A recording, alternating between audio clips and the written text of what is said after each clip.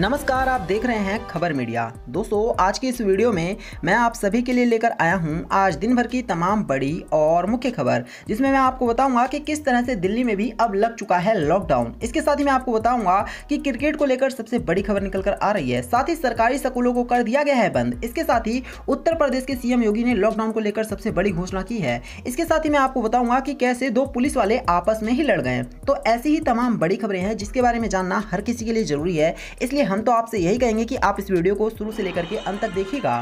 साथ ही हमारी आपसे बस एक छोटी सी रिक्वेस्ट है कि आप इस वीडियो को लाइक करके और लोगों के साथ भी शेयर करना और हमारे चैनल को भी सब्सक्राइब करना।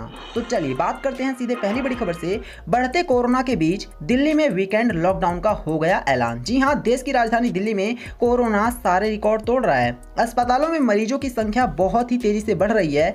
आईसीयू और वेंटिलेटर खत्म होने की कगार पर हैं। लोगों को अस्पतालों में बेड मिलने से भारी दिक्कतों का सामना करना पड़ रहा था। स्थिति की गंभीरता को देखते हुए दिल्ली के मुख्यमंत्री अरविंद केजरीवाल वीकेंड लॉकडाउन का ऐलान कर चुके हैं। आपको बता दें कि अब दिल्ली में शुक्रवार रात 10 बजे से, जी हां ध्यान से सुनिएगा, शुक्रवार रात 10 बजे से लेकर के और कब तक, सोमवार, जी हां सोमवार सुबह 6 बजे तक कोई भी घर से बाहर नहीं निकल पाएगा। ये हालात दिल्ली के हैं। चलिए बात करेंगे एक और बड़ी खबर की। तो लॉकडाउन से थम सकती है इकोनॉमिक की रफ्तार, सरकार कर सकती है नए राहत पैकेज की घोषणा। आप सभी को याद होगा कि जब पहले लॉकडाउन लगा था उस टाइम पर सरकार ने 20 लाख करोड़ रुपए की घोषणा की थी सिर्फ और सिर्फ आम आदमी के लिए। अब ऐसे में एक बार फिर से हमारी इकोनॉमी को लॉकडाउन की वजह से बहुत बड़ा झटका लगने वाला है और निश्चित तौर पर इससे लोगों की अर्थव्यवस्था बिगड़ जाएगी। आपको भी काफी सारी चीजें ऐसी होंगी जो कि महंगे में खरीदना पड़ सकता है। आपने देखा होगा कि आटा चावल वगैरह के प्राइस बढ़ गए थे लॉकडाउन में। ऐसे ही हालात एक बार फिर से उपज सकते हैं और ऐसे में भारत सरकार जो है वो आपको राहत देने के लिए एक बार फिर से राहत पैकेज की घोषणा कर सकती है।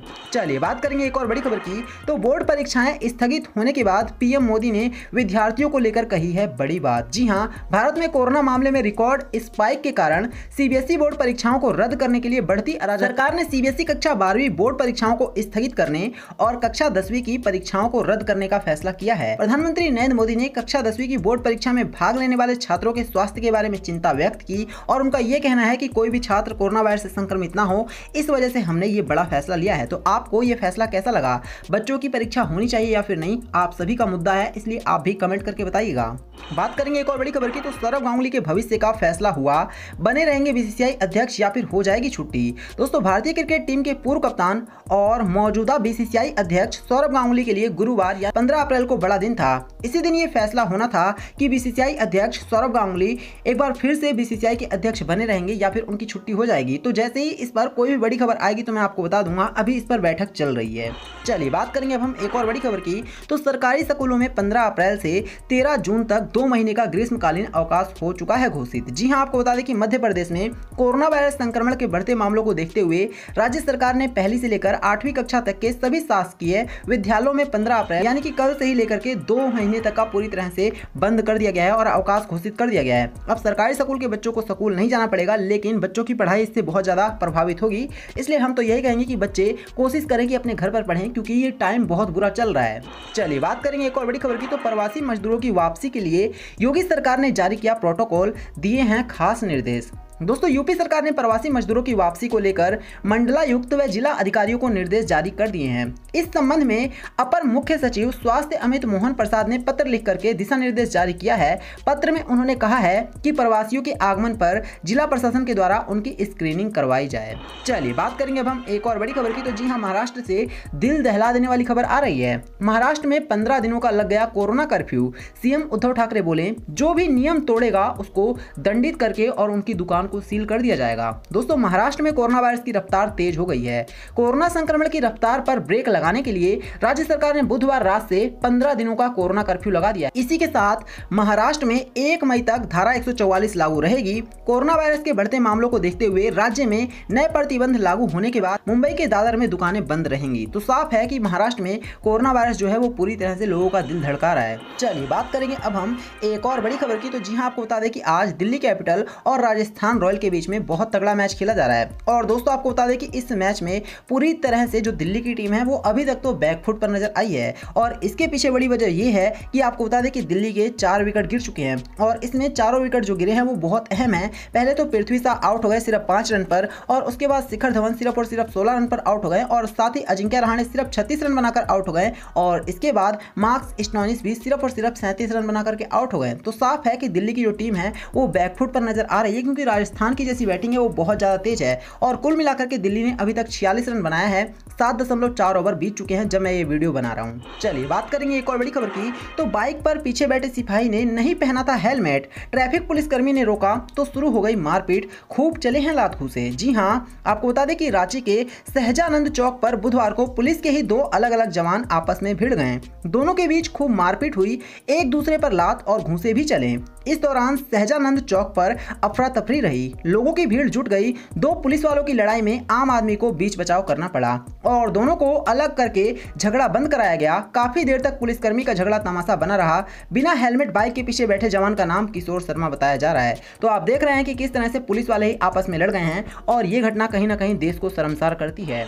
बात करेंगे एक और बड़ी खबर की। तो मई तक भारत में आ जाएगी रूस की स्पुतनिक वी वैक्सीन, DCGI ने दी है मंजूरी। जी हां, भारत में कोरोना की दूसरी लहर खतरनाक स्थिति में पहुंच गई है। तीसरे चरण के वैक्सीनेशन अभियान से भी कोरोना संक्रमण का फैलाव नहीं रुका है। ऐसे में देश के टीकाकरण अभियान में रूसी टीका स्पुतनिक वी को जल्द शामिल करने का फैसला किया गया है। भारत सरकार ने रूसी टीके स्पुतनिक वी को मई के आखिरी तक आयात करने का आदेश दे दिया है। तो अब आने वाले दिनों में भारत को एक और वैक्सीन मिलने वाली है जो कि रूस से आ रही है। इससे हर किसी को खुशी होगी। बात करेंगे एक और बड़ी खबर की। तो अमित शाह के बयान पर बांग्लादेश हो गया खफा। मोमेन बोले हम भारत से काफी वो सच से अनजान हैं। बांग्लादेश ने भारत के केंद्रीय गृह मंत्री अमित शाह के दिए एक बयान पर नाराजगी जताई है। बांग्लादेश विदेश मंत्री AK अब्दुल मोमेन ने कहा है कि हम भारत से कई मामलों में बेहतर हैं। हाल ही में शाह ने कहा था कि बंगाल के गरीब लोग भारत में आते हैं क्योंकि वहां उनके पास पर्याप्त खाना नहीं होता। अब बांग्लादेश के विदेश मंत्री मोमेन को ये बात अमित शाह की बुरी लग गई है। चलिए बात करेंगे एक और बड़ी खबर की। तो कैंसर से लड़ रही किरण खेर को अकेला नहीं छोड़ेंगे अनुपम। इस बड़ी अमेरिकन टीवी सीरीज को कह दिया है अलविदा। जब से किरण खेर के ब्लड कैंसर से पीड़ित होने की खबरें सामने आई हैं, वो मल्टीपल मिलोमा नाम का कैंसर है। उनका ख्याल इन दिनों पति अनुपम खेर उनके साथ रखने के लिए पूरी तरह से हैं। और आपको बता दें कि अनुपम खेर का ये कहना है कि वो हर एक फिल्म को छोड़ने के लिए तैयार हैं, लेकिन वो अपनी वाइफ के साथ पूरी तरह से टाइम व्यतीत करेंगे ताकि उनको किसी भी तरह से कोई परेशानी ना हो। तो साफ है कि कहीं ना कहीं अनुपम खेर जो हैं वो अपनी वाइफ के साथ समय बिताना चाहते हैं और उनको पूरी तरह से सिक्योरिटी देना चाहते हैं। चलिए बात करेंगे अब हम सीधे सोने चांदी के प्राइस की। तो नवरात्रि के तीसरे दिन महंगा हो गया सोना, 46,500 के पार गए गोल्ड के रेट। जी हां, सराफा बाजार में 15 अप्रैल को सोने चांदी के रेट में तेजी देखने को मिली थी। मंगलवार 13 अप्रैल की तुलना में सोना 200 रुपए ऊपर चढ़ गया। बता दें कि बुधवार को भी भीमराव अंबेडकर जयंती के कारण देश भर में सराफा बाजार बंद थे। अब ऐसे में फाइनली आज 10 ग्राम सोने का भाव 46,706 रुपए पहुंच गया। तो साफ साफ देखने को मिल रहा है कि जो सोने और चांदी के प्राइस हैं वो एक बार फिर से ऊपर जा रहे हैं। आपको बता दें कि चांदी भी पीछे नहीं है और चांदी के भी प्राइस में अच्छा खासा उछाल देखने को मिला है। इसलिए आप सभी सोना चांदी खरीदना हो तो बेहद ही ज्यादा सतर्क होकर के, चौकन्ने होकर के खरीदना, वरना आपका बड़ा लॉस हो सकता है। तो दोस्तों ये थी आज दिन भर की तमाम बड़ी और मुख्य खबर। मुझे उम्मीद है कि आपको ये सारी खबरें अच्छी लगी होंगी। दोस्तों इस वीडियो को लाइक करना, इसे और लोगों के साथ भी शेयर करना और हमारे चैनल को भी सब्सक्राइब करना। धन्यवाद।